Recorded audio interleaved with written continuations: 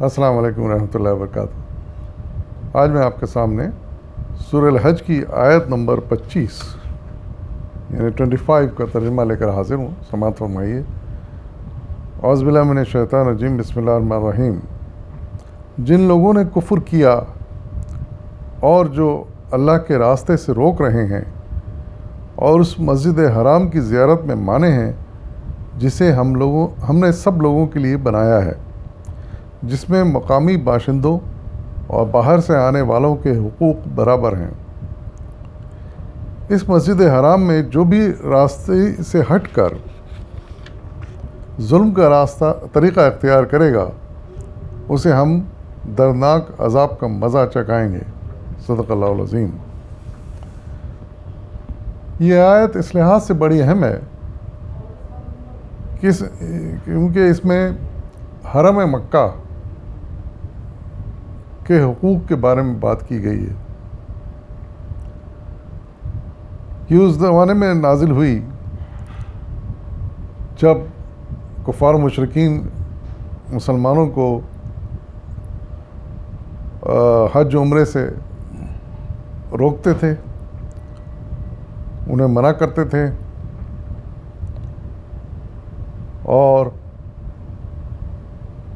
باہر سے آنے والوں کو بھی اس کام سے روکتے تھے۔ تو اس موقع پر یہ آیت نازل ہوئی جس میں بڑے صریح الفاظ میں بتایا گیا کہ حرم میں مقامی باشندوں اور باہر سے آنے والوں کے حقوق برابر ہیں،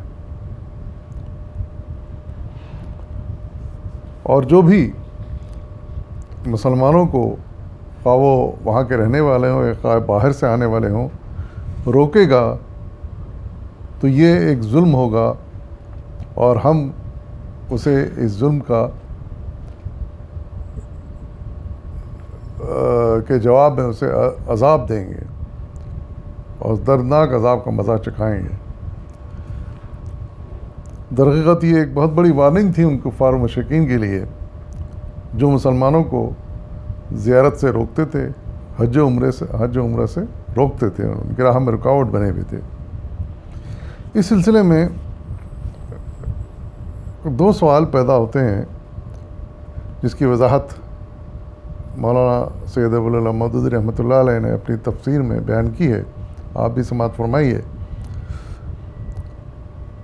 آپ لکھتے ہیں کہ یہاں فقہی نقطہ نظر سے دو سوال پیدا ہوتے ہیں جن کے بارے میں فقہائے اسلام کے درمیان اختلاف پیدا ہوئے ہیں۔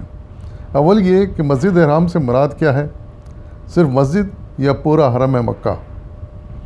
دوم یہ کہ عاکف یعنی وہاں کے رہنے والے اور بعد یعنی باہر سے آنے والوں کے حقوق برابر ہونے کا مطلب کیا ہے؟ ایک گروہ کہتا ہے کہ اسے مراد صرف مسجد ہے نہ کہ پورا حرم، جیسا کہ قرآن کے ظاہری الفاظ سے مترشح ہوتا ہے، اور اس میں حقوق کے مساوی ہونے سے مراد عبادت کے حق میں مساوات ہے، جیسا کہ نبی صلی اللہ علیہ وسلم کے اس ارشاد سے معلوم ہوتا ہے۔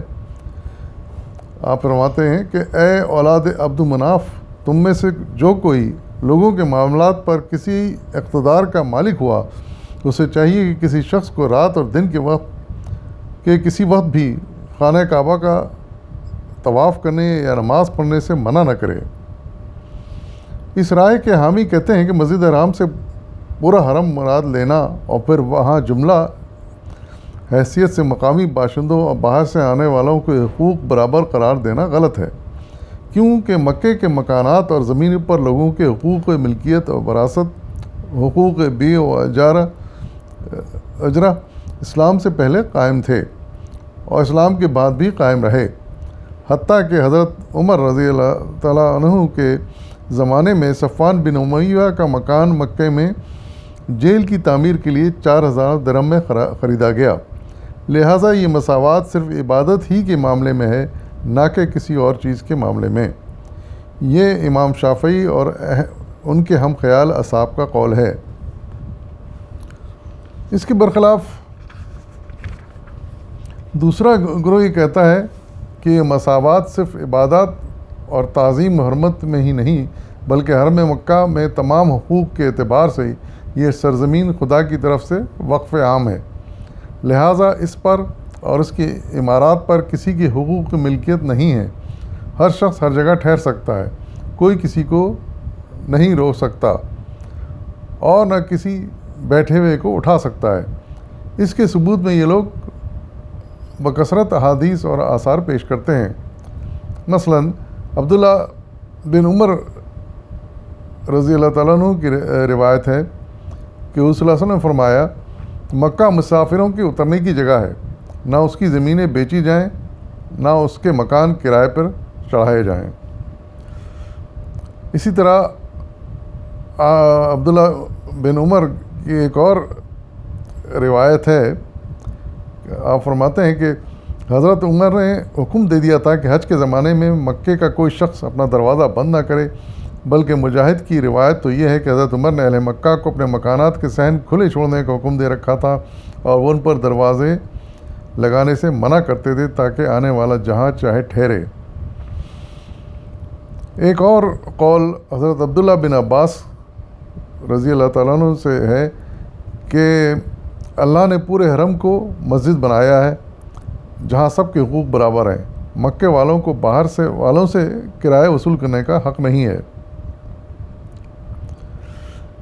ان روایت کی بنا پر بکثرت تابعین اس طرف گئے ہیں، اور فقہاء میں سے امام مالک، امام ابو حنیفہ، امام احمد بن حنبل اور اسحاق بن راہویہ کی بھی یہی رائے ہے کہ اراضی مکہ کی بھی اور کم از کم موسم حج میں مکے کے مکانوں کا کرایہ جائز نہیں۔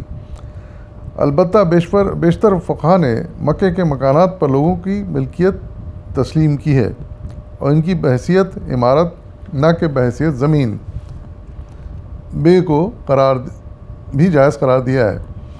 یہی مسلک کتاب اللہ، سنت رسول اللہ اور سنت خلفاء راشدین سے قریب تر معلوم ہوتا ہے، کیونکہ اللہ تعالیٰ نے تمام دنیا کے مسلمانوں پر حج اس لیے فرض نہیں کیا کہ یہ اہل مکہ کے لیے آمدنی کا ذریعہ بنے، اور جو مسلمان احساس فرض سے مجبور ہو کر جائیں انہیں وہاں کے مالکان زمین اور مالکان مکانات خوب کرایہ وصول کر کے لوٹیں۔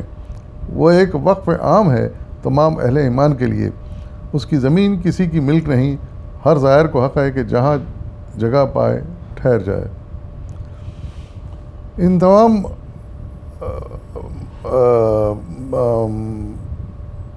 وضاحتوں کے بعد اتنا ضرور ہم نتیجہ اخذ کر سکتے ہیں کہ کم سے کم یہ بات تو بالکل غلط ہے کہ حج اور عمرے کے زمانے میں مکہ میں جو کرائے بڑھ جاتے ہیں اور ان میں بے حساب اضافہ ہو جاتا ہے اور لوگ خوب کمائی کا دھندا بنا لیتے ہیں، یہ سراسر غلط ہے، اور یہ ظلم ہی میں شمار ہوگا۔ بہرحال ہم اسے منع کرنا تو بڑا مشکل ہے کہ کرائے پہ نہ دیں یا بیچیں ہی نہیں، کیونکہ بہرحال ملکیت تسلیم کی گئی ہے۔ اس لیے مناسب طرز عمل یہ ہوگا کہ کرایوں میں جو لوٹم لاٹ چلتی ہے حج اور عمرے کے دنوں میں یہ نہ ہو کم سے کم، اور یہی اکثریت نے اسی رائے سے اتفاق کیا ہے۔ وآخر دعوانا والحمد للہ رب العالمین۔